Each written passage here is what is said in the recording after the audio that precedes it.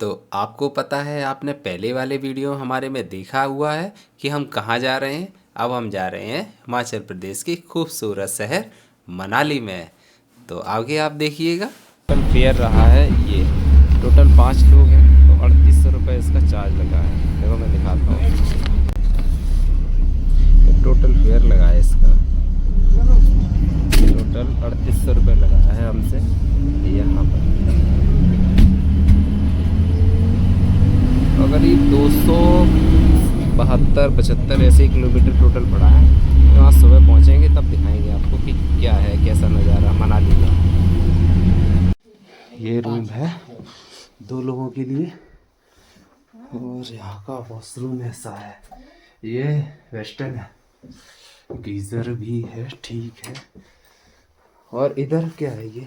अच्छा, टीवी इधर है कॉर्नर में। वो ये ठीक है ना, अटैच बाथरूम है, सब कुछ है।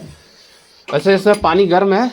गीजर है ना लगा हुआ। अच्छा, गीजर ये काम करता है? अरे भाई साहब कैसे अपना होटल है, कोई ऐसा नहीं है। अच्छा, आपका और ऐसा कुछ नहीं है। ये रूम है इधर सारा वेस्टर्न है, देसी नहीं है? देसी नहीं है? देसी नहीं है। क्यों, किसी में भी नहीं है? वो किसी होटल में नहीं है। आज जमाना देखा नहीं। हाँ जमाना, लेकिन हम लोग देसी होते हैं ना, क्या करें। तेज है भाई, तेज सर्दी पड़ रहा है। चलो देख, एक गवर्नमेंट का टॉयलेट वहाँ है। इसका रेंट कितना है? इसका 2 का, इस रूम का बताओ। अच्छा बात कर लो, बताओ। 800। हाय गाइस, तो अभी हम लोग पहुंच गए हैं मनाली। तो मनाली पहुंचने के बाद बस स्टैंड से हमने बहुत सारे होटल देखे, कमरे देखे, रूम वगैरह। तो रूम तो हमने आपको दिखाई दिया है कि किस तरीके का रहा था। उनका रेट भी उतना ही 1500, 2000, 2500, 3000 रुपये ऐसे ही रहता है। जब आप बस स्टैंड से आप मॉल रोड की तरफ थोड़ा सा चलेंगे तो वहाँ से लेफ़्ट हैंड से थोड़ा सा चलेंगे, लेफ़्ट हैंड से करीब 300-400 मीटर पर चलने के बाद आपको ये वाला होटल दिखाई देगा। तो ये ठीक था। तभी आपको रूम का अंदर का भी इंटीरियर दिखाएंगे। मैं रूम देख आया हूँ, ये इस तरीके का है। ये इसका कार्ड है, नंबर वगैरह भी है। तो इस तरीके 400 मीटर पे आके, और यहाँ का अभी थोड़ा बारिश हो रही है, देखो अंधेरा है लेकिन। और यहाँ पे इसका इस तरीके का इंटीरियर रहेगा, यहाँ से इस तरीके का रहेगा। अंदर चलते हैं फिर आपको रूम भी दिखाएंगे कि किस तरीके का रहेगा। देखो अंदर चलते हैं। जो हमारा जो रूम है वो इस तरीके का है। देखिए ये यहाँ से बाकी सब है, इससे बंद करा है इसको थोड़ा ठंडी लगा देंगे। ये देखिए, ये वॉशरूम इसका इस तरीके का है। ये इतना स्पेस है। और जो उसमें हमने आपको बाथरूम वगैरह दिखाया था, उसका जो वॉशरूम था वो थोड़ा छोटा था और इस तरीके से शावर नहीं था। गीजर उसमें भी था बट वो काम नहीं कर रहा था सही से।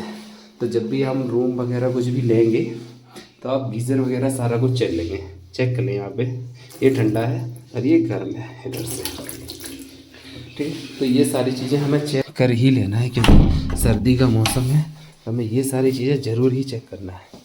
देखो ये सारे बंदे हमारे सब यहीं पे लेटे हुए हैं और एक गद्दा हमने अलग से लिया है क्योंकि इसमें थोड़ा सा हमने कॉस्ट इफ़ेक्टिव हो जाता है।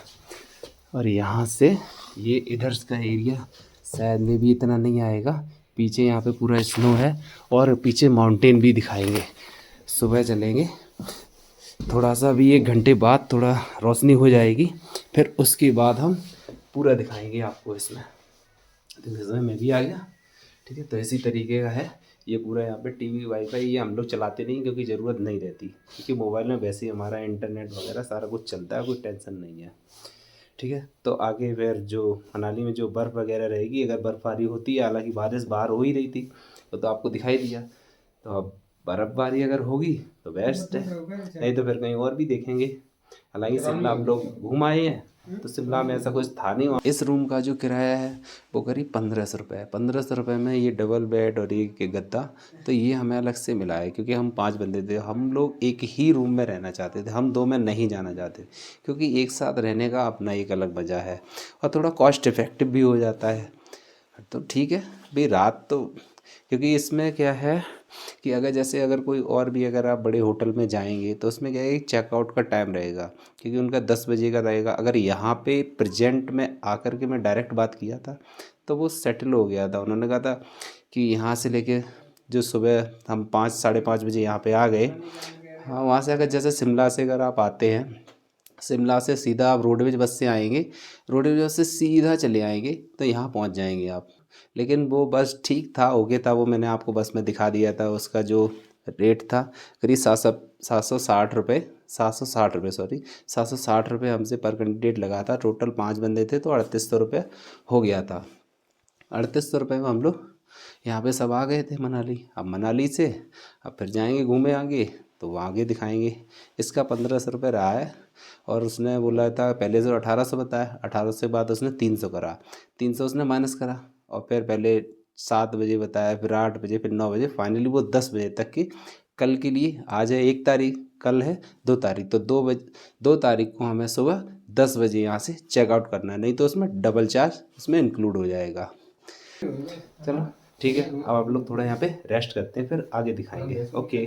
तो मनाली में जो हमारे रूम का जो टेम्परेचर है वो ये है, दिखाओ इसमें, दिखाओ ज़रा, ऑन करो इसे, कितना है ये रूम का टेम्परेचर है 9.3 डिग्री, 9.4। और ये थर्मल ये यहीं पर है, देखिए 9.5 है। ज़रा देखते हैं क्या है होटल के बाहर। और ये है यहाँ का नज़ारा। यहाँ पे ये जो वाइट दिखाई दे रहे हैं, ये देखिए, ये पूरे में ऊपर तो स्नो है, ये देखो पूरा है, और यहाँ से हाफ करके नीचे आ रहे, बोले आधे घंटे में ये पूरी नीचे ही आ जाएगी। ये देखो, और बाकी पूरे में है ही जमी, ये देखिए।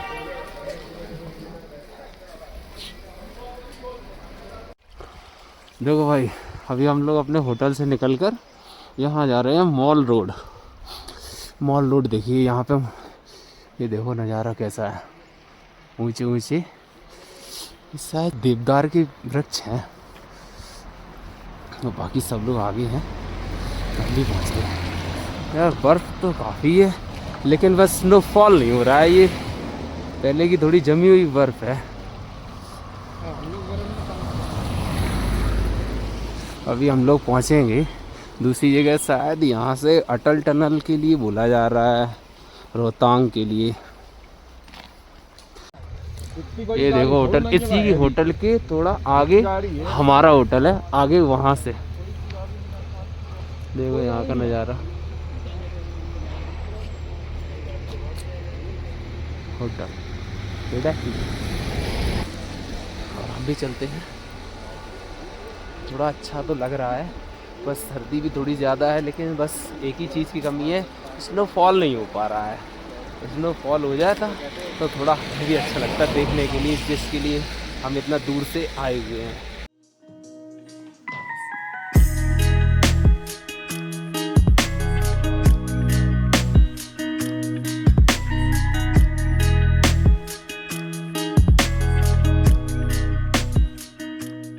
पूछेंगे कि अगर रोहतांग जाने के लिए अगर रोडवेज बस अगर हमें नहीं मिलेगी तो ऑब्वियसली हमें टैक्सी करनी पड़ेगी, और टैक्सी का क्या किराया है वो भी जो फेयर रहेगा वो सारा कुछ बताएंगे।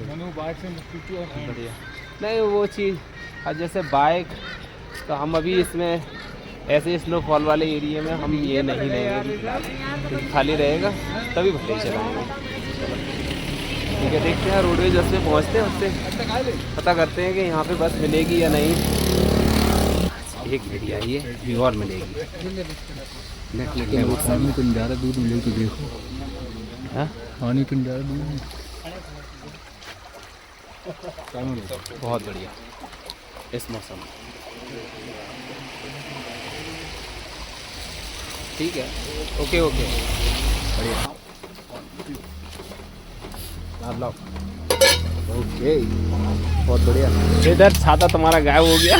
हाँ ठीक है भाई, ऑमलेट तो बहुत अच्छा था, और यहाँ पे ऑमलेट का जो चार्ज था वो जस्ट 50 रुपीज़। थोड़ा बहुत तो चलता है, ले कहीं पे 30 रुपये लगता है, लेकिन यहाँ पर 50 रुपये, और वो नॉर्मल चलता है पहाड़ों में। थोड़ा बहुत तो बढ़ता ही है प्लेन एरिया के अपेक्षा। यहाँ से जी अग्निशमन सेवा होनकेन मनाली दूरभाष Van Vihar Manali, Van Vihar Manali wildlife division Kullu. इसका जो ये देखिए 9 AM to 8 PM, विंटर में to 5 PM। इसका रेंट का 50 रुपीज़ है। चलो लेकिन अभी हम अपने साथियों को ढूंढ लें, फिर उसके बाद देखते हैं। ये भी तिब्बतन मार्केट है, हमारे यहाँ भी तिब्बत मार्केट है। थोड़ा जल्दी चलना पड़ेगा। तो यहाँ पर जो आइस है वो भी जमी हुई है। यहाँ पर देखो, यहाँ पर बहुत सारी यही आइस है। ये देखो कितना अच्छा लग रहा है ना। ये देखो इस पे जमी नहीं है, इसका मतलब स्नोफॉल नहीं हुआ है। ये रात की है या 2-3 दिन की होगी, 4 दिन की होगी, हो सकती है। ये जो वाइट है, ये जो वाइट है ये थोड़ी सही है। देखिए कितने लोग सेल्फी ले रहे हैं। भाई मेरे साथी लोग सब आगे हैं, देख रहे हैं। स्नोफॉल अगर होता है तो अच्छा है, नहीं होगा तो मैं भी क्या कर सकते हैं, नहीं होगा तो नहीं होगा। लेकिन स्नोफॉल का जो अलर्ट है करीब 1 फरवरी है, होना तो चाहिए, दिया है अलर्ट कि होगा। अब कब होगा ये पता नहीं, बस टाइम बता रहे हैं 2 से 5 के बीच में होगा। और हाँ एक चीज़ और है, यहाँ पे देखिए ये जो बस स्टैंड आ गया, यहाँ पे रोडवेज बस है। आप जब भी आएँ पब्लिक ट्रांसपोर्ट का फुल यूज करें, कम पैसे में फुल मज़ा, मतलब जितना भी हो सकता है।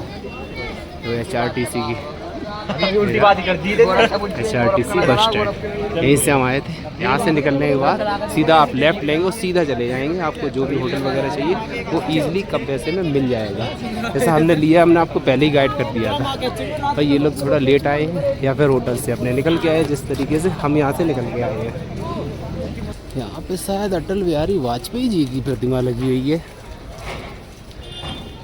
या कोई और?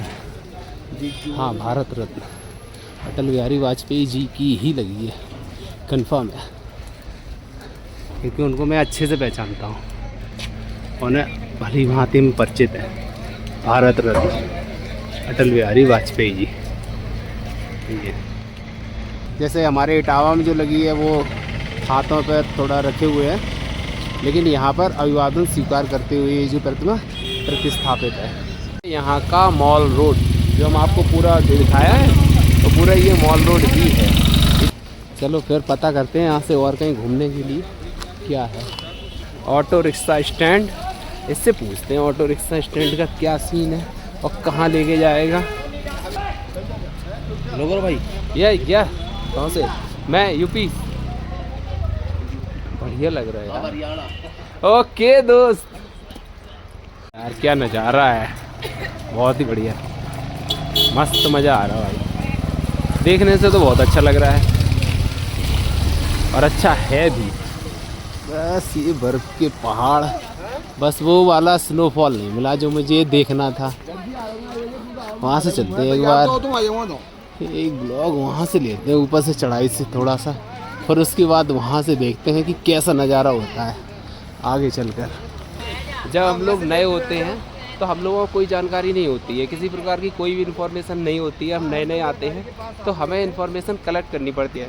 ऑब्वियसली स्वाभाविक है, हमें नई नई चीज़ें सीखने को मिलती हैं। जब हम अलग से नई जगह जाते हैं तो यूज़र ऑफ एक्सपीरियंस उसका अलग ही लेवल का रहता है। तो बाकी सब हमारे जो साथी हैं तो अपने लगे हैं, मैं अपना ब्लॉग बना रहा हूँ, बढ़िया लगता है। इन्फॉर्मेशन जब हम शेयर करते हैं तो एक नई नॉलेज हमारे अंदर जो प्रतिभा भी है वो नई बनती है। तो हम भी सीखते हैं उनसे नई चीज़ों के साथ। और जो भी हमारे भाई बंधु जो नए आना चाहते हैं, जैसे कुल्लू मनाली वगैरह कहीं भी जाना चाहते हैं, तो उससे हो सकता है इस वीडियो से थोड़ी उन्हें हेल्प मिल जाए। तो हम अपने हिसाब से जितना भी होगा, आपको जो भी होगा वो रियल बताएँ, कोई भी फेक नहीं रहेगा इसमें। अभी स्नोफॉल नहीं हो रही है। मैं अभी देखता हूँ आगे जाके कैसा नज़ारा होता है।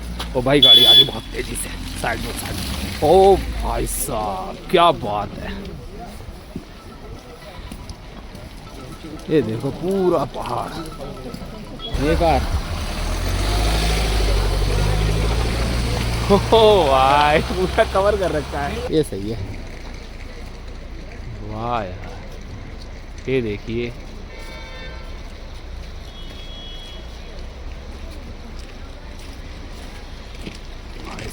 लेकिन मैं सोच रहा हूँ उस घर पे जाऊँ, उस घर से जाके एक ब्लॉग बनाऊँ, जाके वहाँ से वो फ़ोटो लूँ। लेकिन थोड़ा ऊंचाई है, चढ़कर किस तरीके से फ़ोटो लेना है इस वाले घर से, यहाँ से। तो फिर इन्फॉर्मेशन दोनों लोग मिलके कलेक्ट करते हैं कि हमें कहाँ पे पहुँचना है। सोलंग हालांकि प्लान तो किया है, बट ऑटो है, टैक्सी है, दोनों का फेयर में कंपेरिजन देखेंगे, उसके बाद हम यहाँ से चलेंगे आगे की तरफ।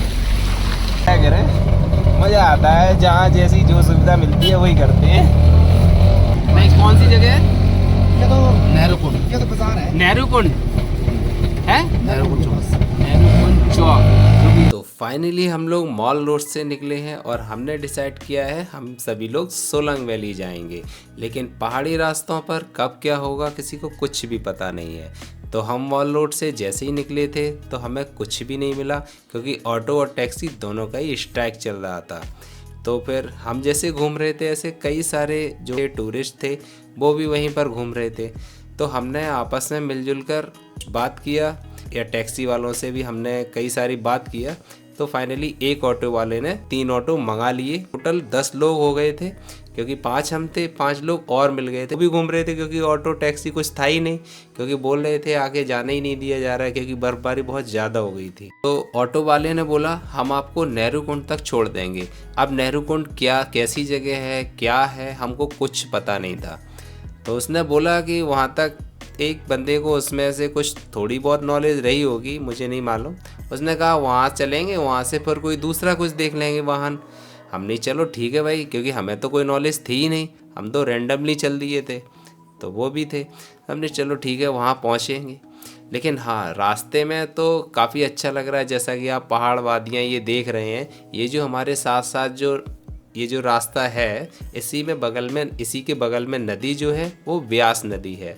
उसी के किनारे किनारे हम लोग चल रहे थे और बहुत ही सुंदर पहाड़, यहाँ पे ऊंचे ऊंचे देवदार के जो पेड़ हैं वो दूर से दिखाई दे रहे थे। हालांकि यहाँ पे बर्फ़ जो थी बहुत ही ज़्यादा थी और धीरे धीरे करके बहुत ज़्यादा बर्फ़ दिखाई देना शुरू हो गई थी और हवा भी थोड़ी ठंडी हो गई थी और थोड़ी थोड़ी बर्फ़ भी गिर रही थी और बारिश भी हो रही थी कभी कभी।